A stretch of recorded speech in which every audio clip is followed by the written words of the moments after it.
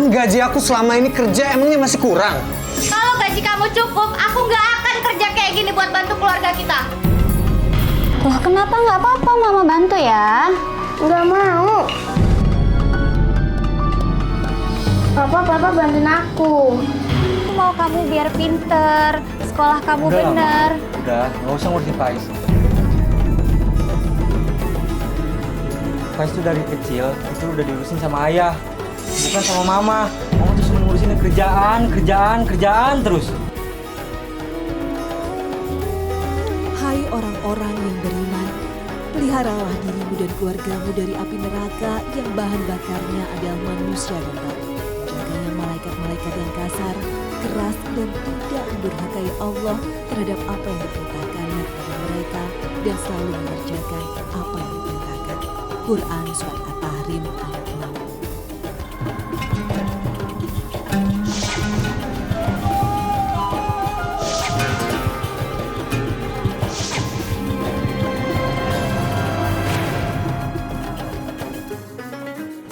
Assalamualaikum warahmatullahi wabarakatuh. Selamat pagi pemirsa Tawakal yang dirahmati Allah Subhanahu wa taala.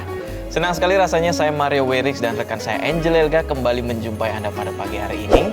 Assalamualaikum Angel. Waalaikumsalam. Bagaimana kabarnya pagi hari ini? Alhamdulillah baik.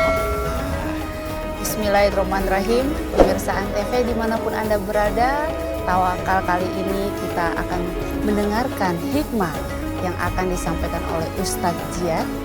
Assalamualaikum Ustaz. Waalaikumsalam warahmatullahi wabarakatuh. Gimana kabarnya Pak Ustaz? Alhamdulillah baik-baik aja. Dan juga kita kedatangan narasumber kita yang namanya kita samarkan menjadi Ratna. Nanti juga Mbak Ratna akan menyampaikan kisahnya buat pemirsa dan membagikan ceritanya kepada pemirsa. Kita sapa dulu. Assalamualaikum Mbak Ratna. Waalaikumsalam Mbak Angel. Ya, Mbak Ratna. Bisa langsung diceritakan bagaimana kisahnya Mbak Ratna? Terlebih dahulu saya mengenalkan diri saya dulu. Ya. Nama saya Ratna. Saya adalah seorang ibu dan sekalian juga seorang ibu guru. Ya, keseharian saya bekerja dari pagi, nanti pulangnya malam. Ketemu anak itu cuma dibilang nanti pulang anak tidur, nanti berangkat juga anaknya belum bangun, seperti itu. Jadi jam kerjanya Mbak Ratna itu sampai malam gitu? Iya. Apa ada ngajar tambahan atau memang? Iya, saya seorang guru tari. Dan setelah mengajar di sekolah, saya seorang guru tari. Ya, jadi nggak ketemu anak ya? Ya ketemu ya, hanya ngasih doa lah pada saat tidur mungkin ya, cium kanan kiri gitu. Apa yang bisa dikerjakan di rumah gitu. Ya, maaf Mbak Ratna, anaknya ada berapa Mbak? Anak saya ada dua. Ada dua. Umurnya berapa? Yang satu paling kecil 9 tahun Mbak Angel, yang gede itu 17 tahun sudah. Selama ini apa yang dikeluhkan sama anaknya Mbak Ratna? Ya, dikeluhkannya itu ya saya ya tidak ketemunya itu, seketemunya ya mungkin di situ berangkat sekolah saya gusuk-gusuk udah nyuruh mandi aja kali ya. Jadi Mama kerjanya hari ini sampai jam berapa? Hampir setiap hari lah pertanyaan seperti itu yang saya hadapi. Lalu jawabnya Mbak Ratna bagaimana? Kalau sekolah itu nak kan sudah ada jadwalnya, saya bilang begitu. Kamu tahu sendiri kan Papa kerjanya sampai gajinya berapa, tidak akan mencukupi ya. Mama tuh kepingin kamu itu seperti Mama gitu. Masa Mama S1 kamu tidak bisa sederajat sama saya seperti itu Mbak Angel. Karena suami saya sendiri kan SMA seperti itu. Mbak Ratna, selama ini kan waktunya nggak ada buat anak. Iya, suami pernah berkeluh nggak sama Mbak Ratna gitu? Apa protes juga seperti anak-anak dengan waktunya Mbak Ratna gitu? Ya keluhan ya pasti ada ya Mbak Angel ya. Namanya juga suami mungkin ya. Cuma ya pernah juga sih memang dia melarang gitu, tapi apa mau dikata saya itu sudah terlanjur mendarah daging kali ya, pekerjaan itu sudah apalagi memang saya itu kuliahnya seperti itu gitu kan, dan berpikir lagi orang tua saya sudah capek-capek nguliahi saya dari awal itu kan sudah konsisten gitu ya, dalam artian ya kita kan merantau berdua.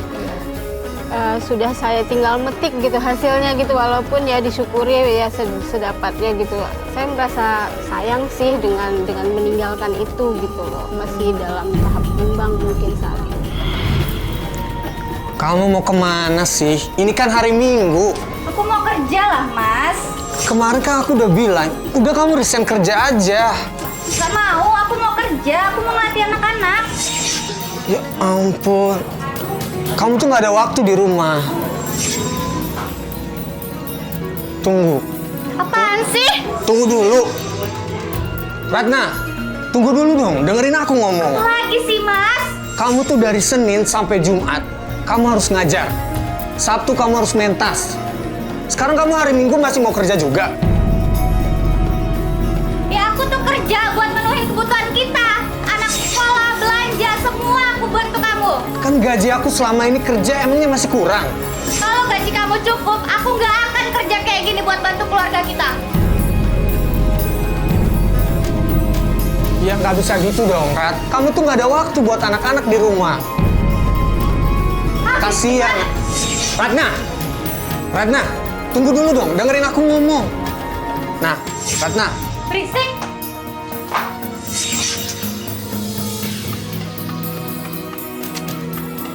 Nggak bisa dibilangin.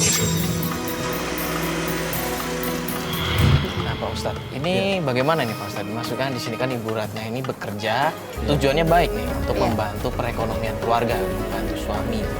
Nah, apakah ada larangan sebenarnya Pak Ustadz kalau misalkan seorang istri itu kan dilarang sama suaminya untuk bekerja?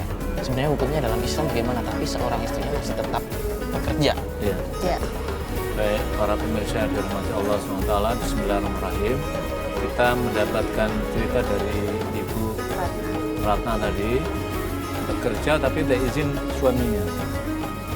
Kalau kita buka Al-Quran maupun hadis Nabi menjelaskan bahwa ar-rijalu qawwamuna 'alan nisa. Laki-laki suami itu pemimpin daripada istrinya. Jadi pemimpin dalam banyak hal di rumah tangga, termasuk tanggung jawabnya juga harus ini. Lantas pertanyaan, apa hukumnya kalau istri misalkan izin sama suami, kemudian suami tidak mengizinkan, gitu kan? Kalau izin sama suami tidak mengizinkan maka berdosa. Istri. Iya, istrinya berdosa, harus difahami itu, konteks yang pertama. Tapi yang kedua kemudian dilanjutkan. Apakah semua kegiatan yang tidak diizinkan itu mengandung konsep dosa, kan itu. Bagaimana kalau misalkan keadaan ekonomi terdesak, belum memenuhi, belum mencukupi sebagaimana layaknya orang lain, kemudian istri mengambil inisiatif ingin membantu, apa hukumnya? Kan begitu menjadi persoalannya. Di kalangan para ulama ada perbedaan pandangan, tetapi secara umum memberikan penjelasan begini. Kalau seorang istri memiliki ilmu, memiliki kompetensi, dan ingin melanjutkan, mengamalkan kompetensi atau keilmuannya itu, mengajarkan para orang lain, dan kemudian akhirnya mendapatkan upah atau imbalan dari atar ikhtiar tadi, kemudian ini bisa menopang, membantu ekonomi keluarga, maka itu tidak dilarang. Tetapi tetap izin suami itu menjadi sesuatu yang harus diperhatikan gitu loh. Begitu juga sebaliknya, kalau istri meminta izin pada suami, selama itu untuk kegiatan kebaikan, maka suami tidak sepatutnya melarang. Kecuali yang terjadi misalkan begini, oke, saya izinkan tetapi tolong diperhatikan waktu untuk anak kita, jangan sampai kegiatan karir kamu di luar kemudian menafikan, menghilangkan semua waktu kepada anak, karena ini menjadi penting. Sebab Al-Quran memberikan panduan begini, Mbak Angel. Misalkan dalam surat Tahrim, surat yang ke-66 ayat 6 Allah menjelaskan, ya ayyuhalladzina amanu, hai orang yang beriman, ku anfusakum wa ahlikum nar. Jagalah dirimu dan keluargamu dari api neraka. Apa mananya? Mananya adalah kita, kalau orang tua, suami dan istri memiliki tanggung jawab untuk menjaga dirinya dan juga pada anak-anak ini yang terpenting gitu. Nah, salah satu yang menjaga anak-anak terpenting adalah memberikan perhatian, apalagi masih kecil, kemudian memberikan pendidikan. Apalagi tadi yang disampaikan. Tetapi kasus ini hampir merata, Mbak Angel, di kota besar kayak Jakarta. Kadang setelah subuh udah berangkat, anaknya belum bangun. Karena sekolahnya mungkin jam 7, baru bangun setengah 6, taruhlah misalkan begitu. Kemudian ketika pulang, anaknya sudah tidur karena sudah malam, karena kemacetan Jakarta. Saya kira inilah pentingnya kesepahaman antara suami dan istri untuk saling mengisi ruang-ruang mana yang bisa saling menjaga, apalagi karena memang tuntutan ekonomi. Ini juga penting, jangan sampai keluarga itu kemudian terbengkalai. Nah, Mbak Ratna, dengan kesibukan Mbak Ratna sambil meninggalkan anak, tentunya di dalam rumah tangga itu berarti yang lebih dekat sama anak itu suami. Ya sudah pasti Mbak. Karena kan kalau suami sendiri itu marketing ya, gitu loh kan, dan dia dari kecil juga, biasanya dari kecil itu udah terbiasa dengan neneknya gitu ya, apalagi neneknya tukang urut ya.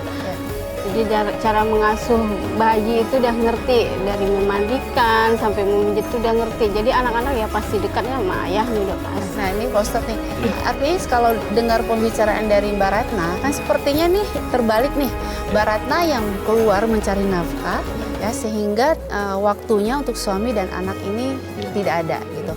Nah dalam hukum Islam itu bagaimana dengan seorang istri yang seperti cerita Mbak Ratna ini? Gitu. Jadi begini, ada penjelasan begini. Kewajiban mencari nafkah itu yang wajib, kewajiban itu ada pada seorang suami. Istri tidak ada kewajiban. Tapi kan bagaimana kalau ini suami berkewajiban mencari nafkah, tetapi Allah belum mengizinkan, belum menakdirkan rezekinya itu mencukupi, melimpah untuk kebutuhan keluarga, lantas istri tampil ingin menolong, ingin membantu, maka Islam juga tidak melarang kaitan seperti ini. Tapi bukan berarti ketika istri membantu lantas kewajiban suami hilang, enggak, tetap tidak. Karena itulah istri dalam konteks ini posisinya ini sama dengan bersedekah kepada keluarga, kepada suami, itu harus dipahami. Karena itulah nanti ada kaitan seperti pada seri sebelumnya, kaitan dengan bagaimana ini harta yang dilahirkan oleh seorang istri. Dihitung nggak dalam kaitan di sini, itu di kalangan para ulama juga memberikan porsi bahasan yang berbeda kaitan di situ gitu. Lah, karena itulah ini adalah tugas mulia, membantu karena masih ada kekurangan kebutuhan ekonomi dan mendesak, maka kemudian sifatnya adalah komplementer dia, bukan merupakan yang utama kewajiban pokok. Kewajibannya tetap ada pada tangan suami. Karena itulah pentingnya pemahaman antara suami dan istri. Jadi ketika istrinya berada banyak waktu di luar, maka suami misalkan pekerjaannya bisa dirampungkan dalam waktu yang relatif agak longgar ketika ada di rumah, maka suami juga harus bisa mengambil peran, misalkan memberikan perhatian pada anaknya, termasuk juga mengerjakan yang ada di rumah. Saya kira itu bukan menjadi hal wah masa dikerjakan lagi, tidak ada. Karena kita ingat Nabi junjungan kita, Nabi SAW dalam suatu kesempatan, selagi masih bisa dikerjakan sendiri, beliau mengerjakan sendiri tanpa menggantungkan pada Aisyah. Itu maknanya adalah Nabi ingin menunjukkan pada para umatnya, wahai menjadi suami, tidak semata-mata pekerjaan ini milik istri, tapi juga suami juga bisa berperan ketika urusan domestik di rumah tangga masing-masing. Mbak Ratna, ini apakah pernah ada kejadian yang bikin Mbak Ratna sakit hati di rumah, mungkin dari anak atau mungkin dari suami? Pernah berantem karena suami meminta Mbak Ratna untuk tidak bekerja, tapi Mbak Ratna malah nggak mau gitu? Pernah ada kejadian itu? Kalau bicara sakit hati anak-anak dan suami sih, ya saya juga mengakui ya gitu loh. Cuma ya namanya kita bicara besok harus berjalan, saya bismillah aja, saya serahkan aja kepada Allah. Karena saya tujuannya baik gitu. Saya anggap apa yang saya kerjakan ini insya Allah baiklah gitu. Nggak tahu lah kalau orang yang menilai ya niatnya baik. Yang penting tujuan saya hanya satu, anak saya itu dua-duanya selesai lah. Kalau anak-anak sih rasa sakit hatinya ya banyak sih yang ditunjukin, kayak belajar nih. Kalau udah belajar tuh saya dekati sengaja, kayak saya contoh lah seperti sekarang ya, pelajaran itu kan belum maksimal ya, masih perkenalan dulu gitu kan. Saya pulang cepat gitu. Dek tadi belajar apa gitu, cepat-cepat saya buru pulang nih. Kalau misalnya ngajar jam berapa saya sama Abi aja nanti ngobrolnya gitu, itu sama Papa aja ngobrolnya. Assalamualaikum. Rio, anak mama, kamu lagi apa sayang? Kamu lagi gambar apa? Mama bantu ya? Udah mau, Mama. Loh, kenapa nggak apa-apa? Mama bantu ya? Nggak mau. Papa bantuin aku. Gambar apa sih sayang? Mau gambar robot. Ini kalau robot dari kepalanya dulu. Nah gitu. Kamu baru pulang? Iya, Mas. Jadi kalau kamu mau makan, udah aku angkat-angkatin semua nasi. Iya. Rio, Mama makan dulu ya. Sekarang bagian badannya.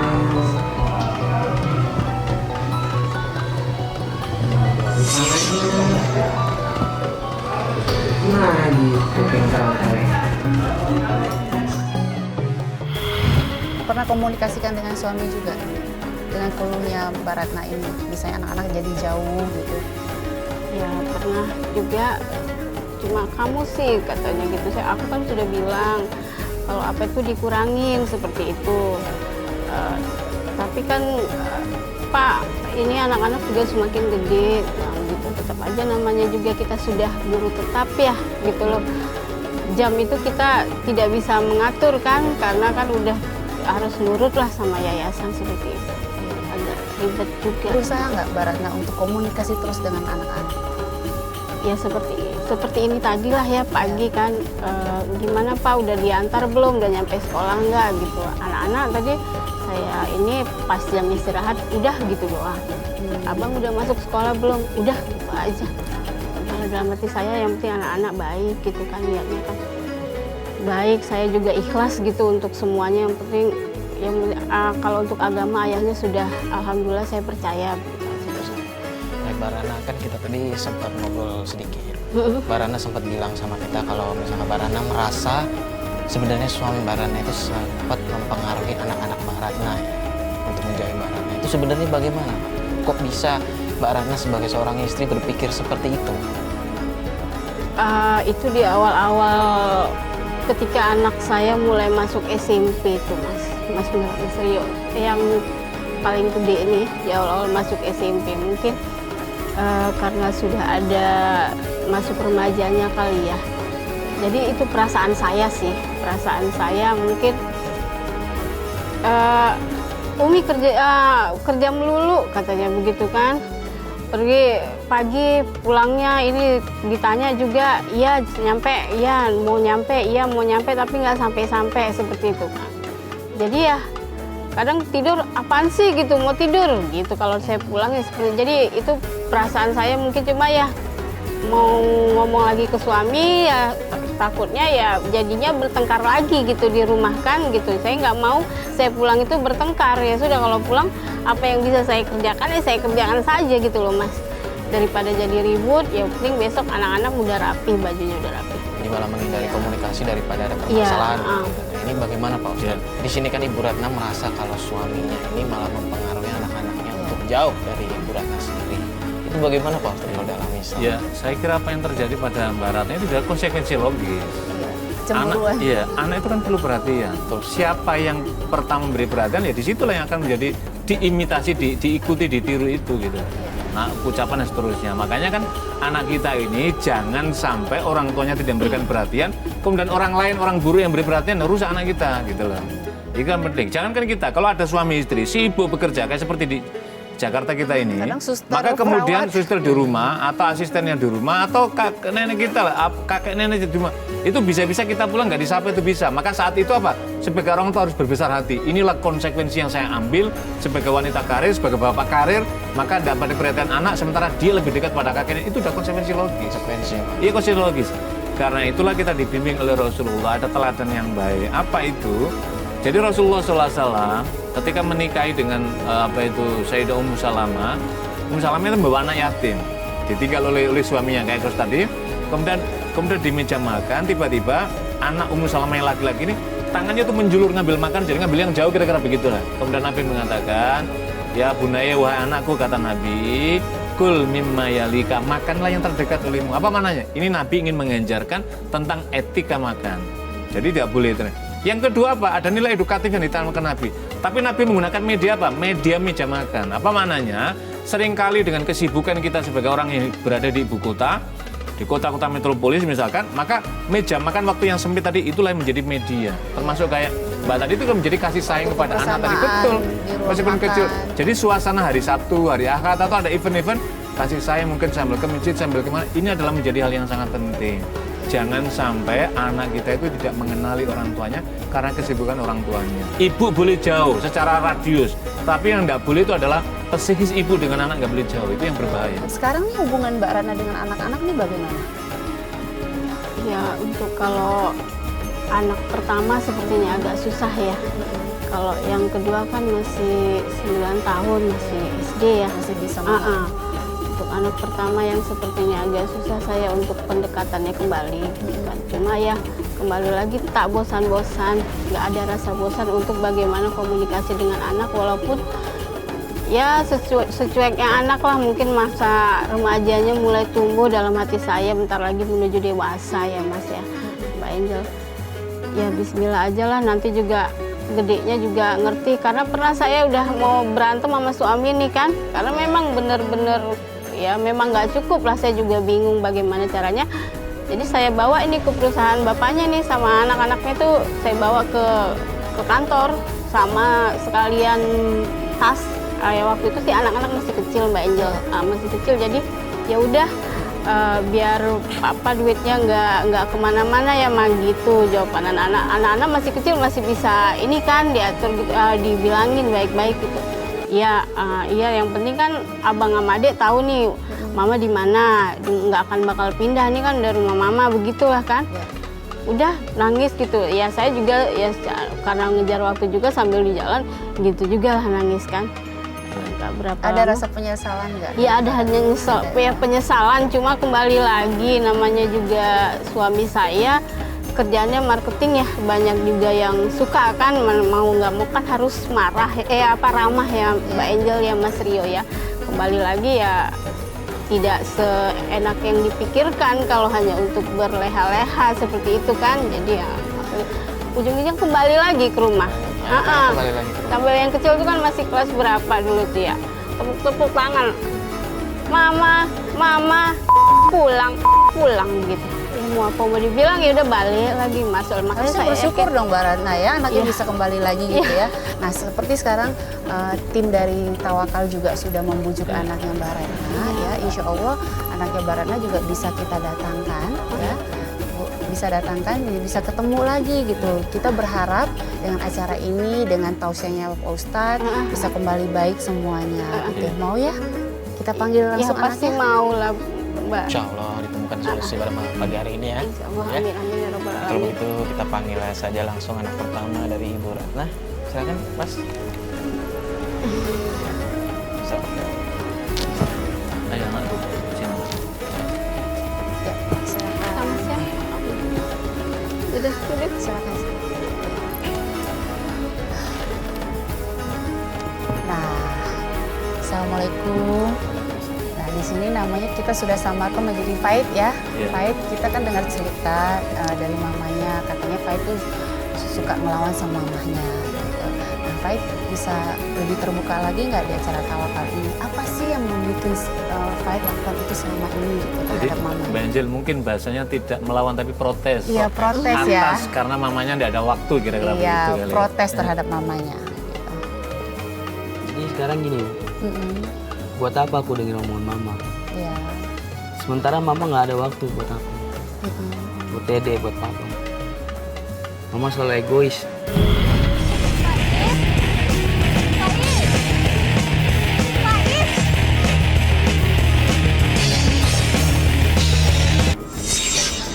Kenapa lagunya dimatiin sih, Mah?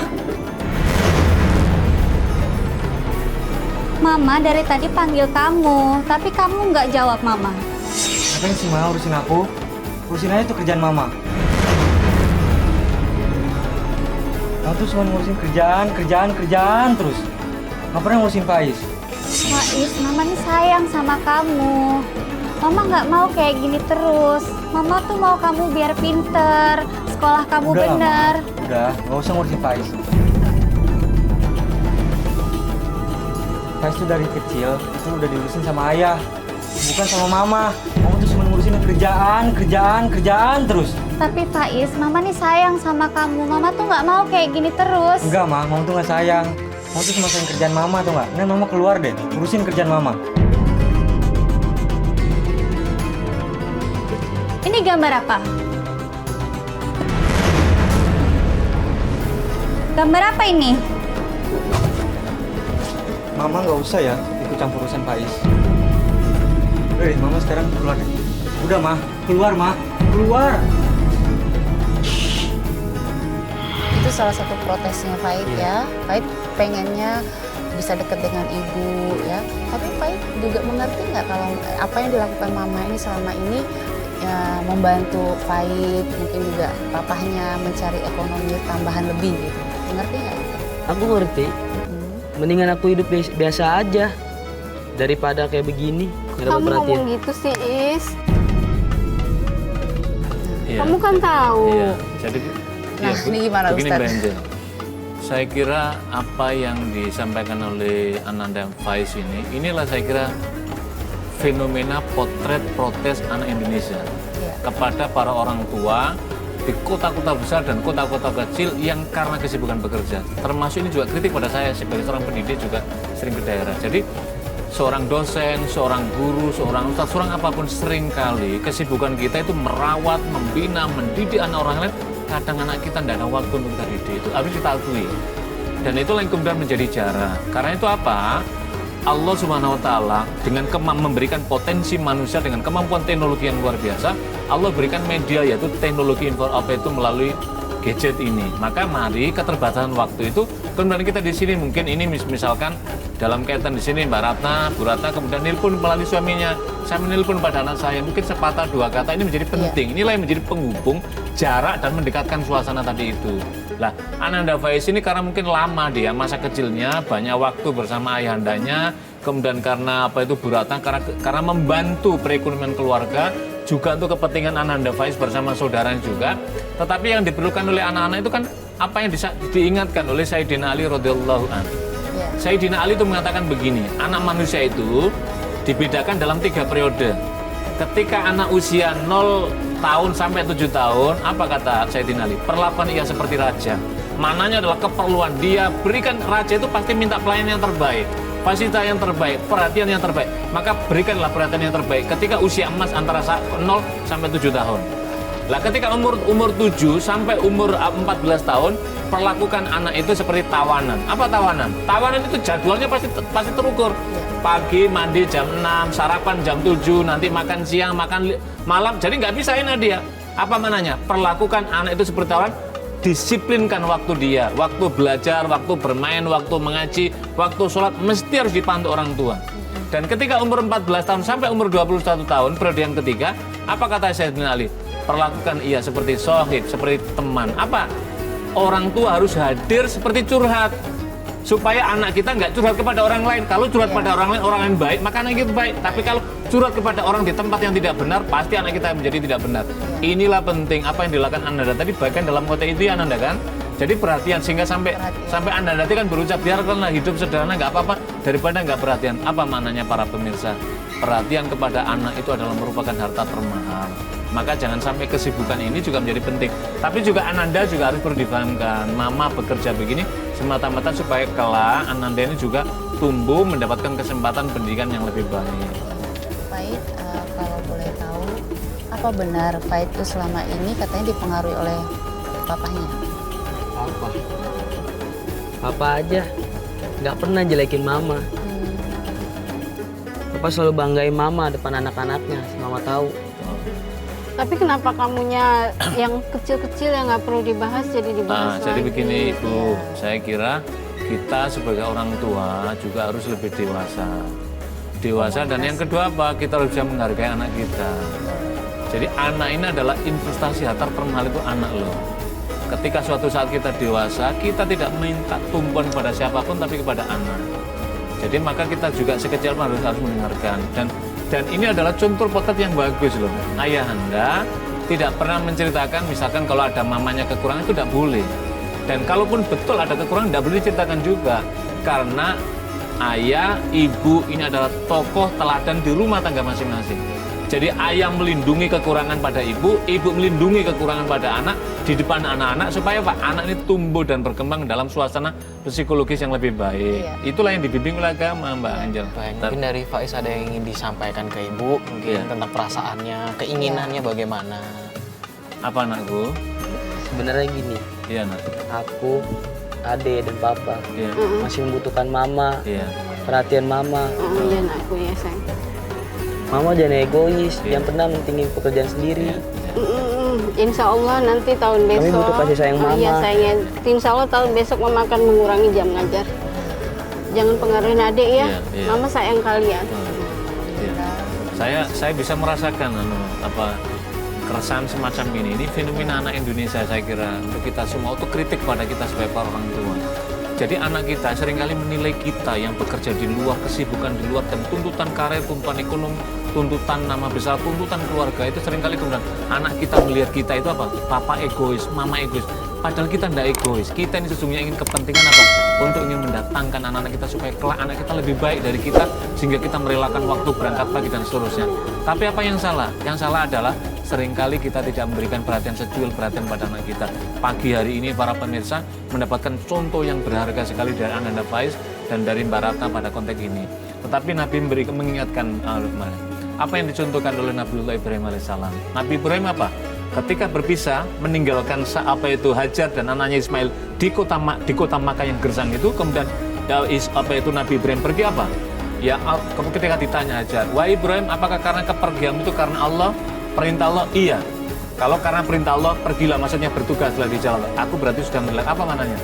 Jangan pernah meninggalkan kita menitipkan anak kita kepada Allah Subhanahu wa taala. Kesibukan kita titipkan pada Allah, mudah-mudahan Allah melindungi, Allah menjaga anak kita, dan di tengah keheningan malam kita angkat tangan kita memohon kepada Allah, mudah-mudahan apa?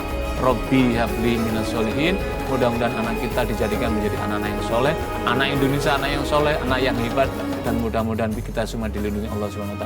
Saya kira itu Mbak Angel pelajaran berharga pada pagi hari ini. Alhamdulillah ya, pada hari ini kita semuanya juga mendapatkan hikmah dan juga pembelajaran. Saya rasa tadi sesibuk-sibuknya tentu saja yang paling utama adalah keluarga dan anak ya.